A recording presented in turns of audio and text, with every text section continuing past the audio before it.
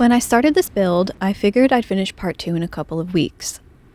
It's been 3 months. What ended up happening was while I was working in the deep dark of Minecraft, I didn't realize I would be going through a deep dark season of my own life. I've struggled with health problems chronically for almost 10 years now. It left me bedridden from the pain and illness. In fact, from 2015 to 2021, I slept and sat from day to night at almost 90 degrees in a reclining chair. You can't see me right now, but I am very close. This is how I sit.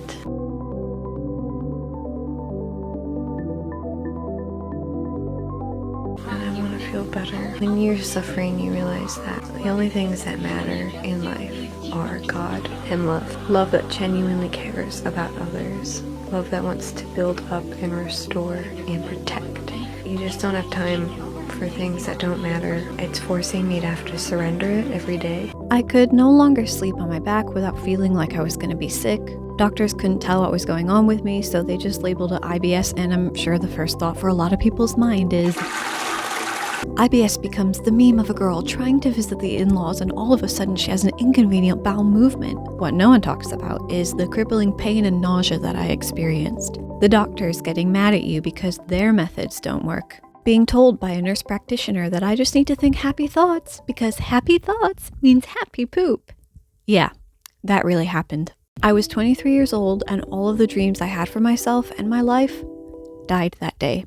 One day in 2021, after praying earnestly over a long time to be able to lay down again, I just had this strength to get my old mattress out and my old bed frame and put it back together, and for the first time in 6 years, I was laying down. I don't believe those years were wasted, as hard as they were. I was really angry and bitter in the beginning. I couldn't understand if I was so loved by God, why He would let something like this happen to me, and you know what? I found myself asking the same question recently. Because over the last few years, I started to gain more mobility. I could actually sit up and walk and make myself food. I did get chronic fatigue, but I wasn't in quite as much pain. It seemed that I was getting better and better as each year came, when 6 months ago, all of a sudden, I ended up getting horrible pains. See, when I was 23, I also went through menopause. And in case you don't know, that's not really meant to happen until you're much older. Your hormones decrease and it causes all kinds of problems for your body, especially if you're only in your 20s. From not having enough estrogen for almost a decade, it ended up causing parts of my body to get an autoimmune response. So I went to the doctor and it turns out I have an incurable autoimmune disease. Great. And at the same time, my jaw and my teeth were in a lot of pain and it left me with a lot of questions. When I first got ill in 2015, I felt like God didn't do it to me, but He allowed it to happen. And I kept feeling Him inviting me to know Him more. And you know, the more that I spent time with Him and read the Bible, I felt my health begin to improve a little bit. But there was a lot of healing mentally and emotionally that I needed to go through, from things I had experienced in my life before I ever got ill. So when this happened, it felt like a sore blow. One thing after another in my life, even outside of my health, kept falling apart. I got so stressed that I just couldn't even play Minecraft anymore. For the last few months, I couldn't move and I couldn't really talk. I recently started taking hormone replacement therapy because the risks of not going on it were outweighing the cons of taking it, and that's not been easy on my body. There's nothing like recognizing how not in control any of us are, but it's also made me have to trust in who I know God to be.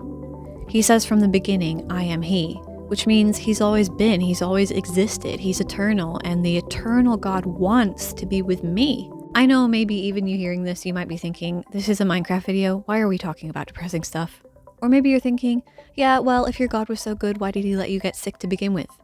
You know, I asked Him that too. I'm still in it. I don't have the answers to this yet, but I've seen how He has come through for me before. After dental crown work, my tooth was in so much agony that I ended up needing a root canal and my tooth literally wouldn't go numb. And a specialist told me that I might just have to deal with the pain while they drill through my tooth and end the nerve. I spent weeks poring over different dentist offices and my mom graciously called them for me because I couldn't speak, trying to find someone who would accept my insurance and who offered sedation because I was so anxious about the pain. I'm not kidding. I probably contacted over 50 places and every door closed, meaning none of them worked out but 2. It was between an office who could call in sedation, but it would take longer for them to get it, or it was another place who already offered it. I chose the one that was quicker. I went there, My tooth wouldn't go numb, and the endodontist gave me an injection of norepinephrine, which is basically like adrenaline, and she warned me that my heart may feel like it's pounding. But because I had the sedative in my system, my heart actually didn't feel anxious, and I must have fallen asleep because I didn't feel the procedure. Not everything is resolved yet with my teeth or my health, but my biggest fear was that I would not be able to go numb and I would feel them working on my tooth. But God answered my prayer. He heard me and my family asking him for a place that would give me the service I needed, and he provided it. He's not allowed this to happen to me because he has some sick sense of humor. I can't yet see why he's allowed this all to happen. I know he could take it all away. But his name is Emmanuel, which literally translates to God with us. And that doesn't mean he's sitting in a corner of a room doing nothing. It means he's actively walking with me in this pain, and he helps carry my burden. He tells me to cast all of my burdens on him so I'm not worn down. That he, like being the big oxen, carries the full weight of a load, while me, the younger oxen, follows him along as I'm being led by him. I want you to know, I feel scared. I know it's a very vulnerable thing to admit, but I feel scared because of the unknown. The worst thing for me isn't having an illness, it's the pain that comes with it. I mean, no one likes pain, but when you're already so young and going through so much, it makes you think, how could I endure decades of this? Will I even endure decades of this? So maybe you're finding yourself in a situation where life has not been what you thought it would be, and maybe you feel like you've lost a lot. I want you to know you're not alone, and you're not forgotten, and you're not unloved. It's not because you're rejected. I don't know why it's happened for you, but I also know that's not where your story ends. And that if we all have to come into this year holding on to each other crying, that's okay too. So I may not post in a regular manner as I would like to right now because I've also got to balance out my own health, but I'm not afraid to share this in the sense that I think too many of us feel like we have to go about it alone, or we feel ashamed for some reason if we have limitations. It's okay not to be okay. And even though we want it to feel better and we want to be better, that takes time. But I'm here and I'm pushing through. And maybe I can encourage you that you can keep pressing on too. And if no one's told it to you today, in a long time, or ever, I love you. I really do. You're gonna be okay.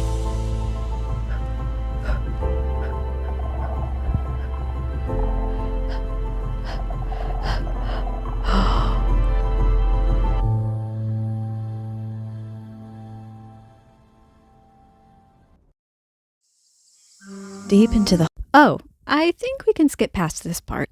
Heart of the jungle lies a mystery hundreds of miles below the earth.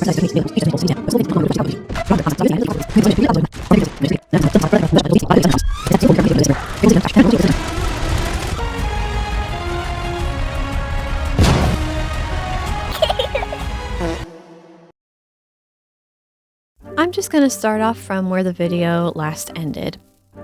This structure, next to where I built the bridge, will serve as a small barn for cattle. To be honest, I struggle with the design a bit and I'm not entirely happy with it. You can see that as I build, I kept trying to reshape it, but I'm leaving it anyway, because I made it 2 floors so you can go up for resources and added a roof, which I think made it blend better.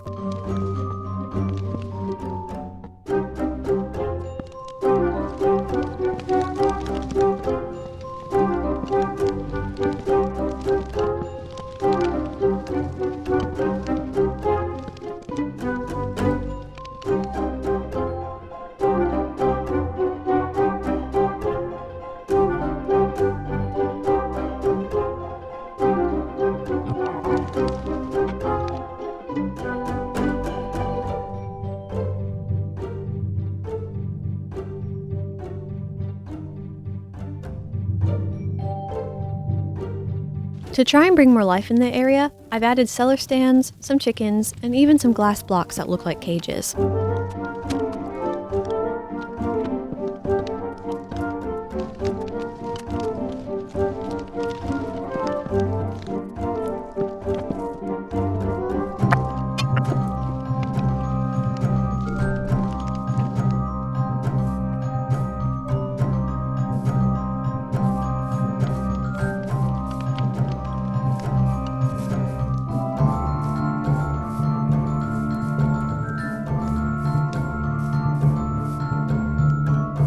The part of the stables by the new stands will serve as a pig pen.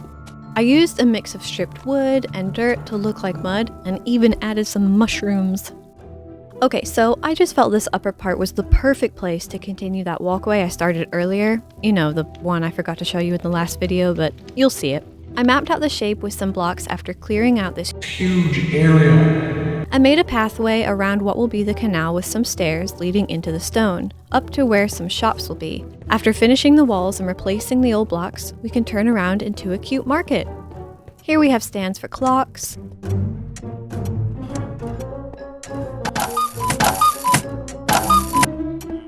maps, farming, florists, drinks, instruments, and travel. In the back, we have more stands, and one I forgot to build, but I'll do that off camera. A veggie stand. And going off to the other side, I made a little restaurant called the Tree Leaf Cafe.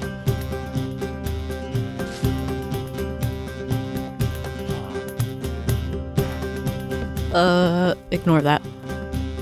To leave, we head down the stairs back into the farmland.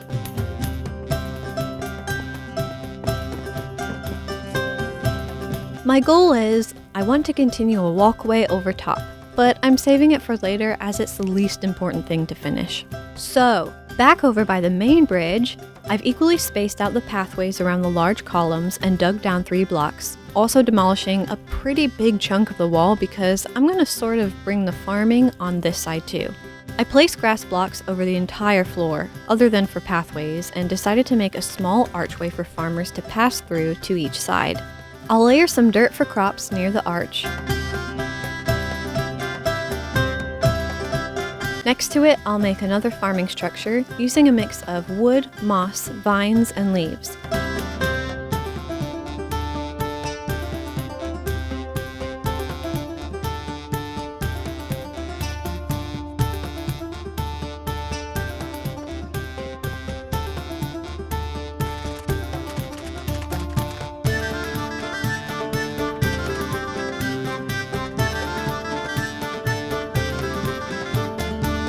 Now we have our filled out crops.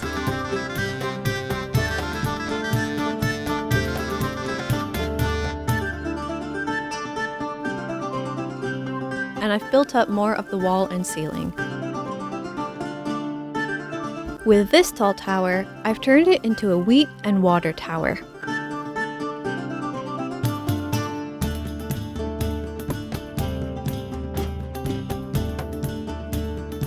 Off camera, I finished up the smaller wall by using lecterns, brick walls, trapdoors, and plants, and added a green arch with endstone steps. Between the wall, I've added blackstone stairs to connect with the smaller pathways. And I'll have to figure out how to incorporate this pillar in another spot.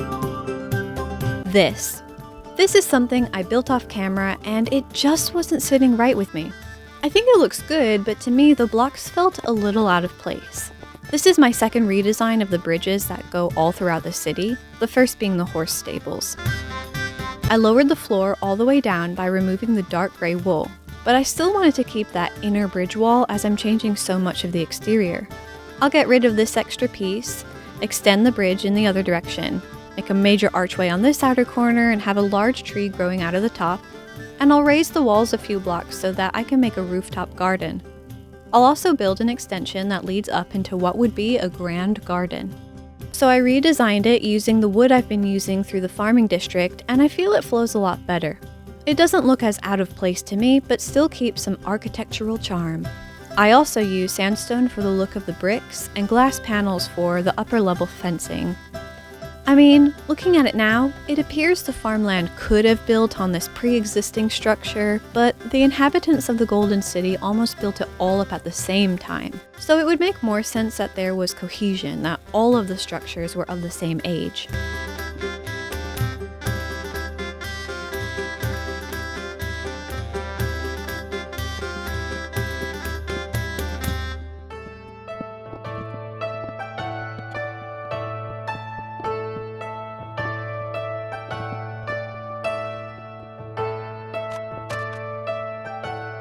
I'm replacing that inner wall with red sandstone like I did in the main housing district.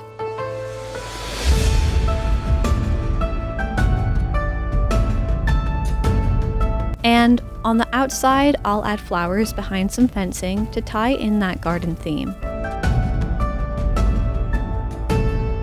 This is where I decided to keep building off camera because it was taking me days to figure out how I wanted the rest of this area to look. So, let me walk you through it.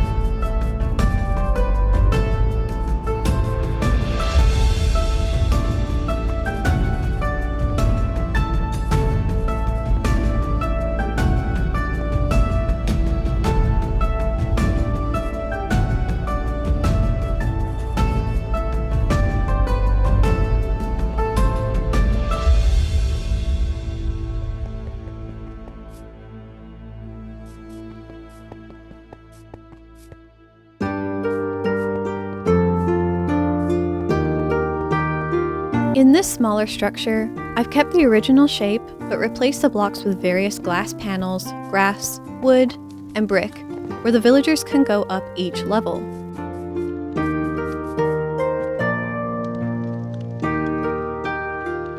This structure felt peaceful to me, so I added a little nook with a small tree and a tapestry where the people can place candles in memory of loved ones. On the way up to the rooftop, there's a place to have picnics and lunch overlooking the garden.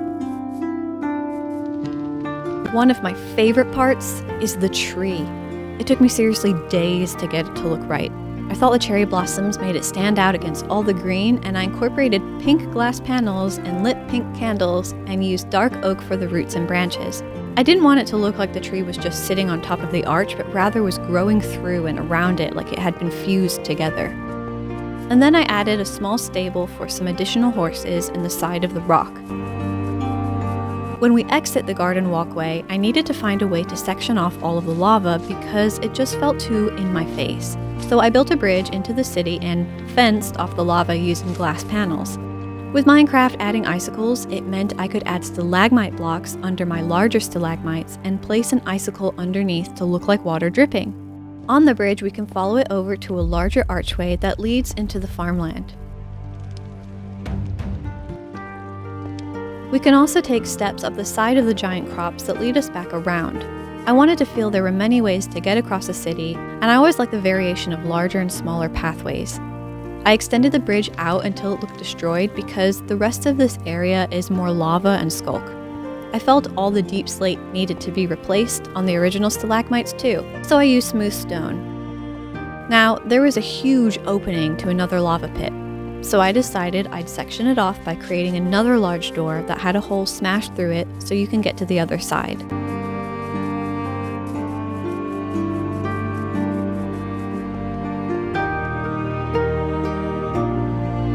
I've also dug down and added more moss and stone to create a canal, or moat, around the portal so each district can make it around the city.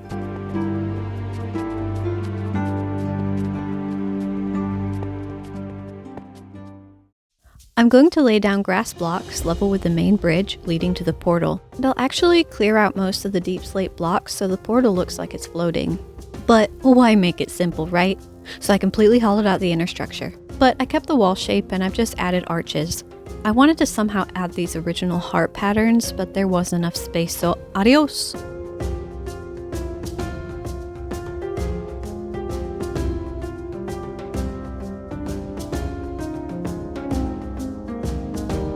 I decided to make it fancy by coming up with mosaic tiles. I'm not actually sure what this space is supposed to be, so I really haven't decorated it, and I figured I'd just leave it because I was already having to fight my phone lagging. And I tried to make the tiles as even as possible, but 2 of the walls have an odd number of blocks. The other 2 are even, but I still really like the design.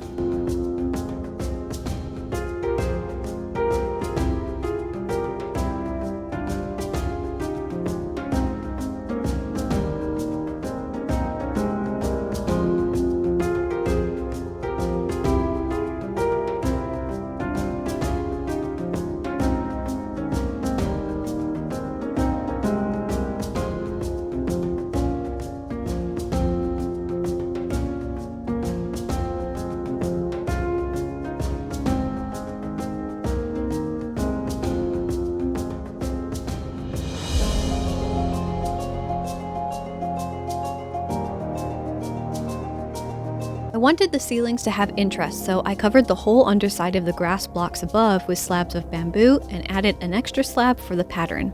Over on this side, we have come up to a dock where the boats can be moored.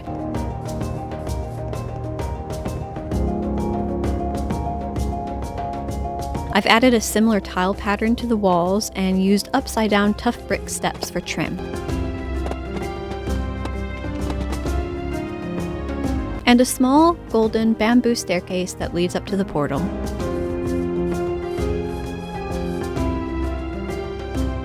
As I'm working on this project, I'm thinking about who are you when you don't get to prove what you're capable of?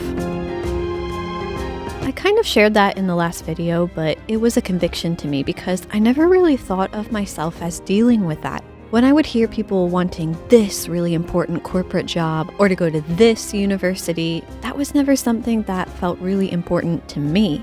I mean, I did think it would be cool if I had gone to Harvard or Princeton, or if I got a really high-paying job somewhere and maybe that would make me feel a bit special. But I think for me, I feel that more so in creative outlets. I never even saw myself playing games. I mean, don't get me wrong, growing up Nintendo 64 was a jam. I mean, playing games like 1080 or Super Mario or Rayman 2, only because I never had Rayman 1. And so I'd hear people talking about how they were striving after all these things to make themselves happy, but then I realized that I struggle with the idea too, just maybe in a different way, that the things that I care about, I feel, are a reflection of me. So if I paint something or draw something, whatever I create, if it doesn't match the image in my mind and if I don't get the praise I'm looking for, it kind of felt like I failed. But not just that I failed, but that I myself was a failure. And I lived my life feeling so embarrassed and ashamed if I didn't get something right on the first try that this perfectionism grew in me, where I didn't even want to do something new unless I had a chance to practice by myself first. So that if someone asked me to throw a ball, I actually knew what I was doing. I didn't want anybody to give up on me, and because of things that I had gone through in my life, I was scared of being rejected, and so I had this deep wound that was never healed, and that honestly is still being healed to this day from certain people in my life who neglected me. What was funny was many years ago, I met up with some friends and there happened to be a dartboard, and this one guy asked me if I wanted to play, and I felt really uncomfortable because I thought, oh shoot, I'm just gonna embarrass myself. And I also felt this sort of weight on me that because I'm a woman, I might really have to prove myself around the guys so that way I don't look like I'm just another girl who can't do a sport, can't throw a thing. But what was funny was I picked up that dart, I looked at the bullseye, and I just threw my arm, and you know what? I almost got the bullseye. In fact, I might have even hit it one time.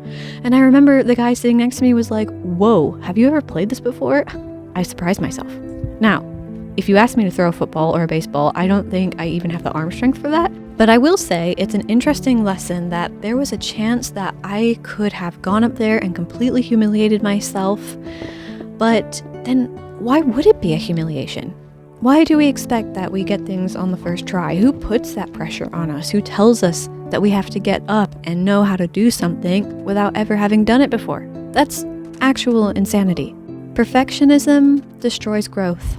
I was having the thought about how looking at past artwork, there's stuff that I made that I was really proud of back then, yet I wouldn't want to put any of it out today. If I keep trying to get everything perfect the first time because I'm feeling so embarrassed at failing that I stop myself from doing anything or even trying because of what it will look like to other people, then not only have I made other people's opinions of me an idol, but I've also killed my own growth. I've inhibited myself from flourishing instead of understanding that literally no human being other than Jesus is perfect. No one. So isn't it insane to compare ourselves to imperfect people?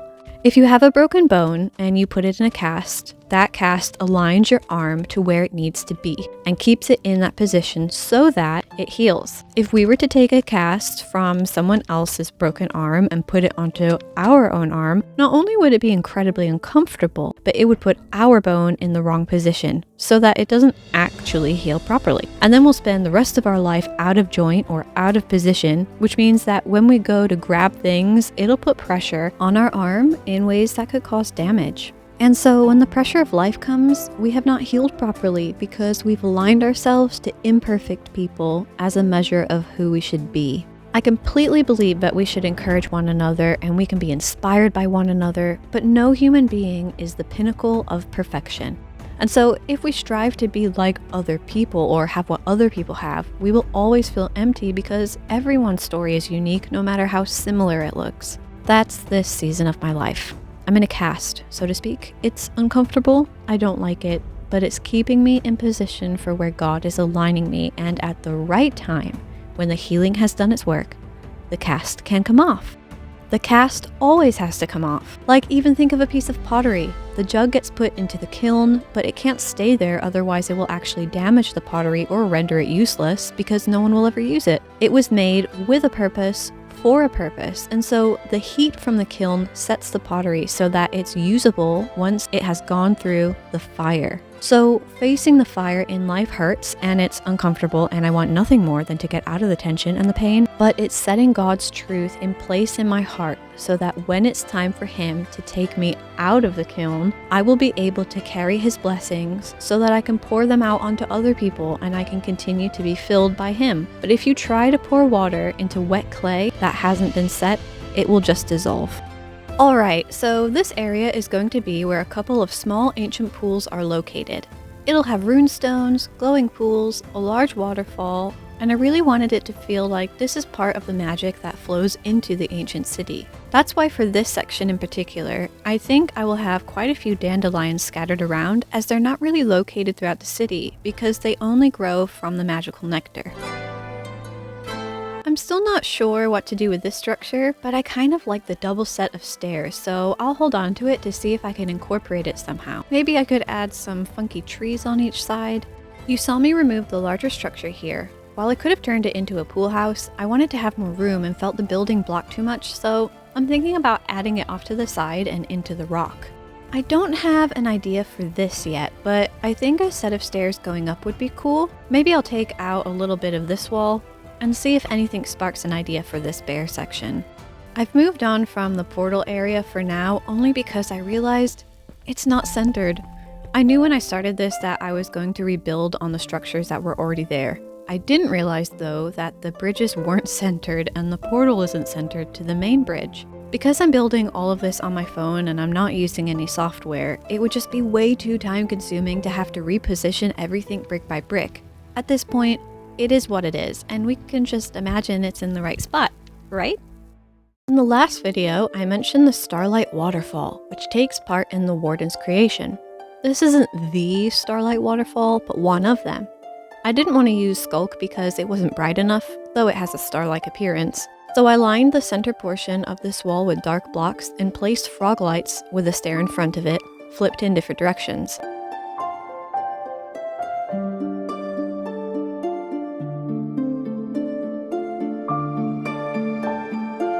After hollowing out the ancient pool, I'm going in with frog lights to give it that glow.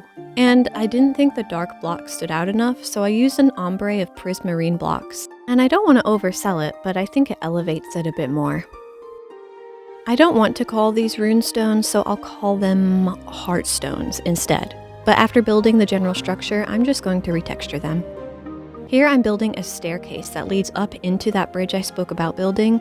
I brought it to the ground, but ended up getting rid of that. I feel like this entire area I would have loved to do differently.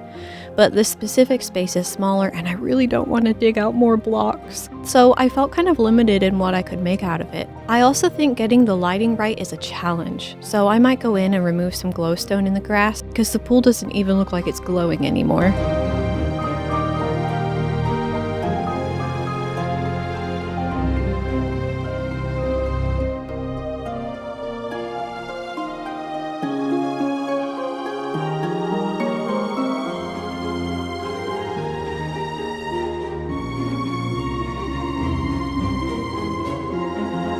I'm happy I could keep this structure. I don't even know what it is, I just thought some water and a little bridge could be nice.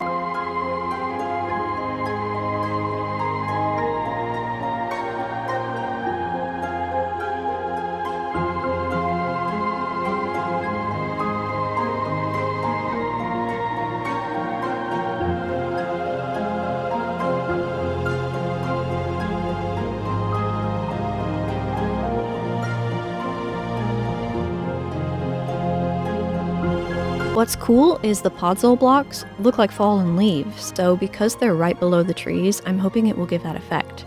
I also have fallen leaves from the furniture pack that I'll add afterwards, and then to cover up the black stone wall pieces, I was going to use slabs. But they look too bulky, and then I thought, oh wait you ninny muggins, try moss.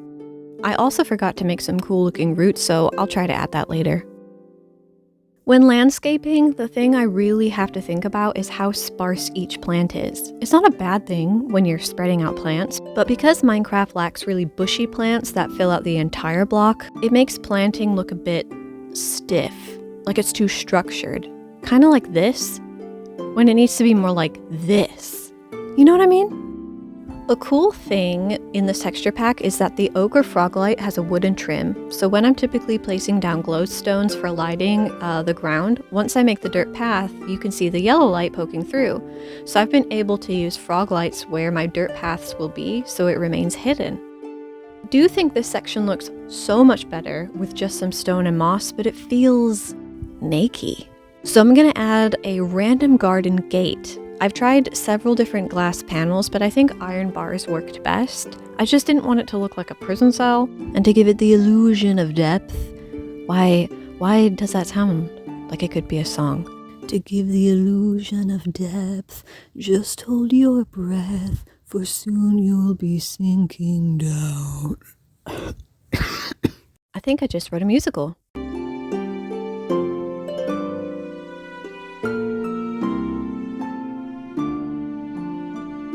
I don't know what it is about this whole area that's been tripping me up. Maybe it's because everything in the ancient city is on a flat surface and there are no real hills or valleys, but the ancient pools aren't feeling as spectacular as I imagined. I'm not happy with it, but I just went on a spiel about perfectionism, so I have to remind myself in this moment that I've done my best. So after thinking about it more, I figured I'd try and make the area feel more closed off because it's a special place. So this is where I'm adding more water, plants, and large trees.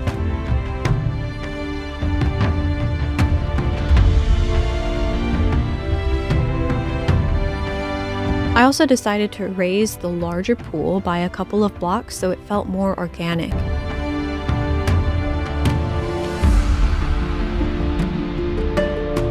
And I don't know if mushrooms were the right choice, but I made giant mushrooms! And I really love how it looks. I still don't know if random mushrooms work in this area or if orange was the right choice.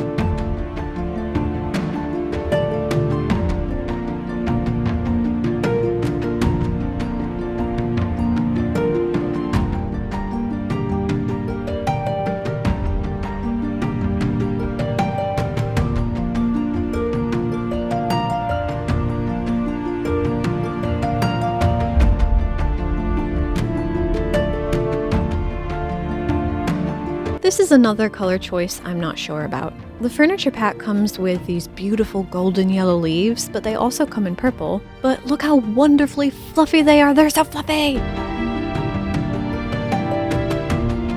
And these stalagmites are becoming a favorite because they tie in the stones so well. I do like how going on a walk there are all these little spaces to go inside.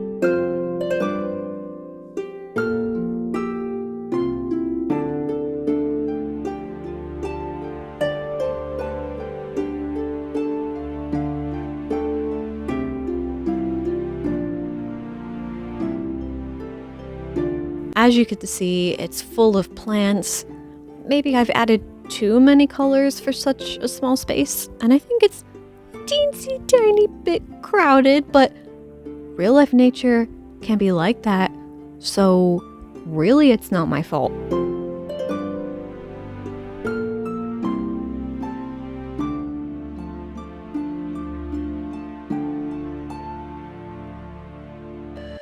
I did think these stone blocks were a nice touch as they look like small heartstones, and the amber and shell fungus make it earthy.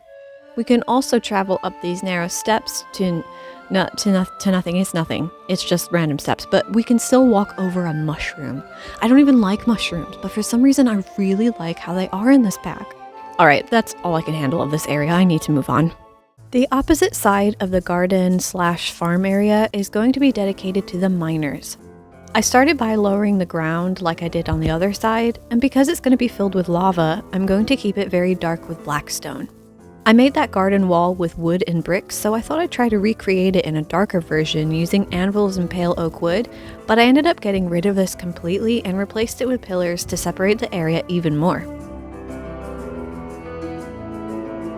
You know that place when your brain is waking up from a dream, but you're still somewhat dreaming? Well, as I was waking up, I had a clear picture in my mind for 2 different structures. It was wild, but really cool. Our brains are so incredible the way they process information and create images. So the design is simple, but this is one of them. I wanted it to feel there were strong buildings fueling the entire city.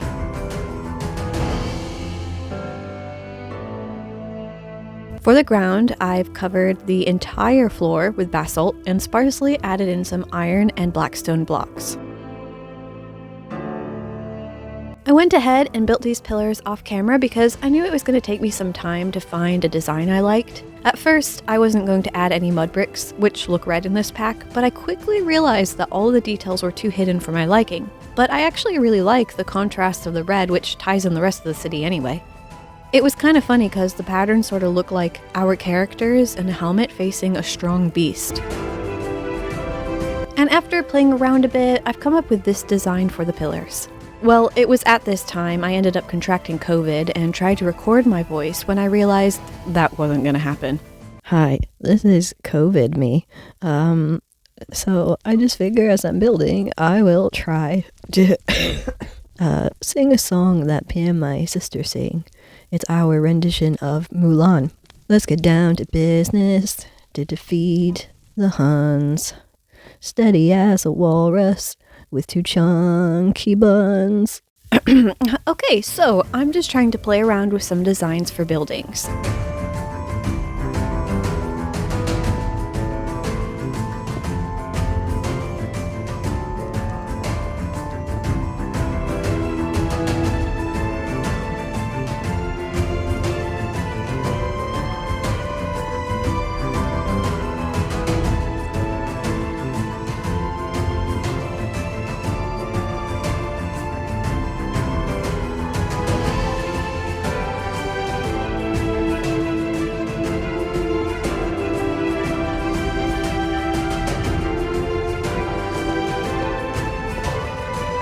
For the end of the bridge, I'm gonna make another doorway. I thought to contrast all of the red from the lava, I would add some blue fire, lanterns, and torches, maybe signifying that there's something unique here.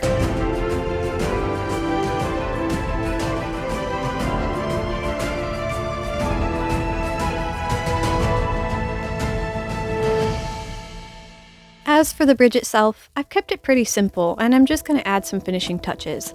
This space was smaller as the bridge almost touches all 4 walls and the ceiling isn't as high up, so I can't build really tall structures, except that I ended up raising the ceilings by several blocks anyway. Now, I plan to add metal piping all throughout this area, district, whatever you want to call it, that carries the lava, partially as a fuel source.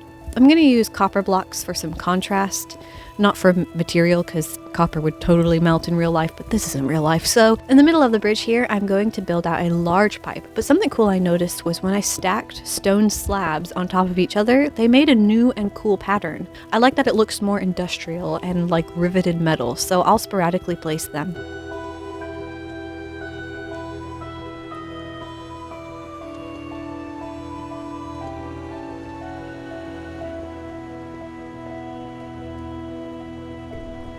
Don't ask me how a wood building would work in a district filled with fire and molten rock. Perhaps it's actually some sort of special metal that has a wood-like texture, or a special woodland that only grows in forests of fire. It's fictional, but anyway, just gone ahead and filled it with more items for smelting and crafting and added more copper piping.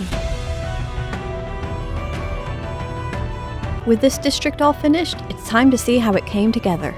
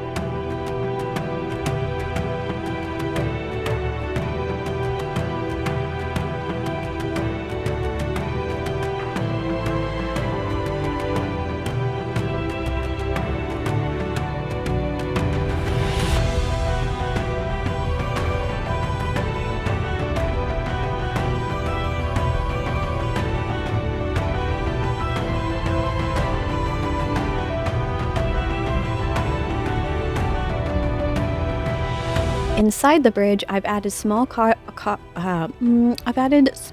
piping, furnaces, and acacia countertops from the furniture pack.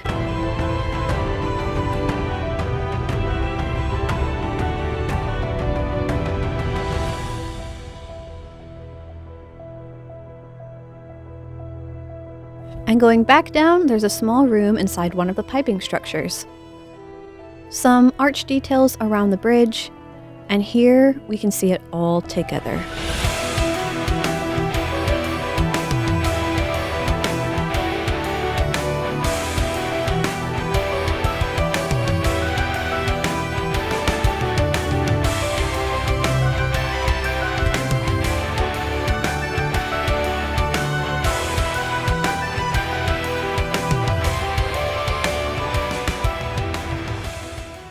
When I took a break from Minecraft, I jumped on a server to explore where I ran into Steve Harvey. I don't know you. Got to see what we're missing in vanilla because why can't they move like this in-game? Are these not the coolest animations? Maybe actions and stuff can add this. Excuse me, sir? He's cleaning off radishes. I mean, how cool would this be to see in a woodland mansion? I just want to see them have working jobs. Get me out of here. Ow. And even got to see some bluegrass. I actually think this would be a good plant addition. And I also found a couple giant versions of myself that were a bit disarming. Nah, this one can't be right. Now this one is right.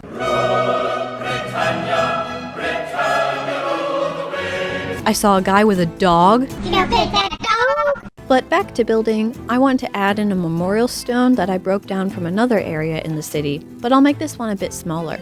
And I'm using pictures from the furniture add-on as if they're images of those that have fallen protecting the city.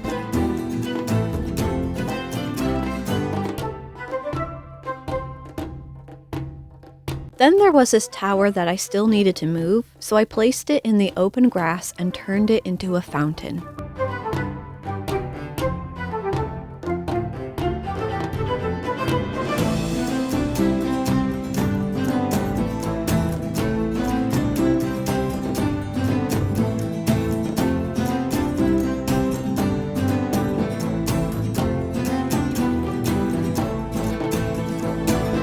Off camera, I decided to add a large banner over the farming district, and wanting it to feel more festive, I've added some smaller banners on the ceiling of the cave and some in between buildings.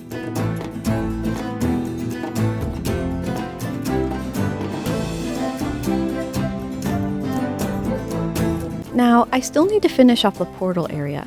I realized that the portal was only 1 block off, so I extended it out so it was centered with the bridge. Unfortunately, I don't have a lot of room to work with, so I'll have to keep the design pretty minimal. I'm using bamboo for a golden look and mixing in some moss and green blocks. You'll notice I used water for the center of the portal. That's because I wanted to use obsidian so I could have a cool effect, since another portal has moving pixels. However, the portal in this texture pack looks like a 70s disco tinsel decoration. I mean, I'm sorry, but what is this?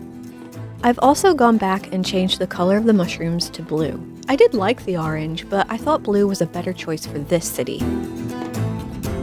Okay, so I've waited too long to show you the bridge, but it's finished now, so here it is. It's a simple walkway, but it's so high up that you get a pretty good view of the city, and it's actually quite cozy.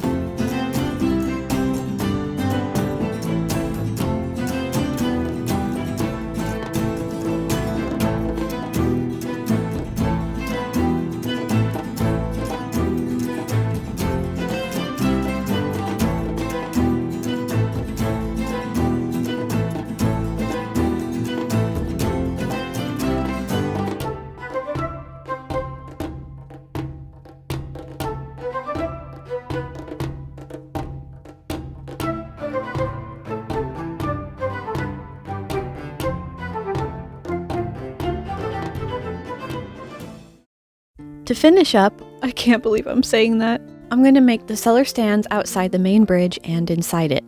I used a lot of items from the furniture add-on, but I realized it was making it impossible to play from lagging, so I ended up keeping it pretty simple with vanilla items on the inside. After adding some notices and flyers to the wall, we can go over to the stands. There's one for pottery, carpets, a music shop, a nursery, and on the other side,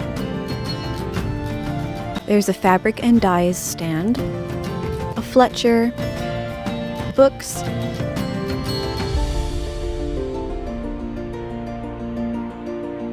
and maps.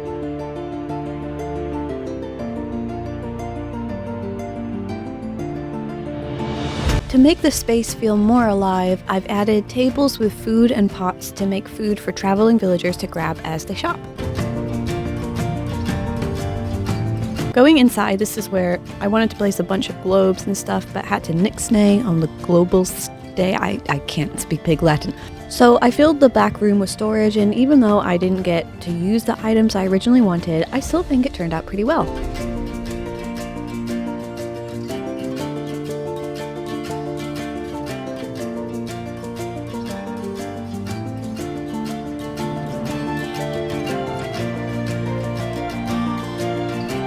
And then I'm going to add some finishing touches to the housing district.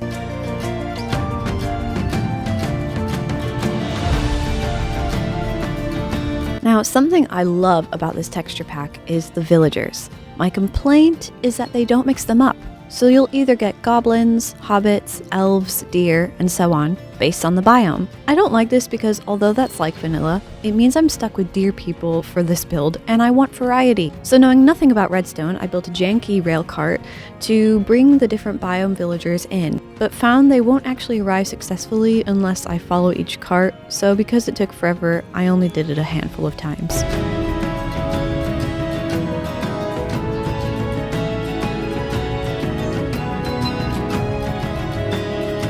Well, after the most labor-intensive chase, it's time to... Oh, what's this? Oh, my head.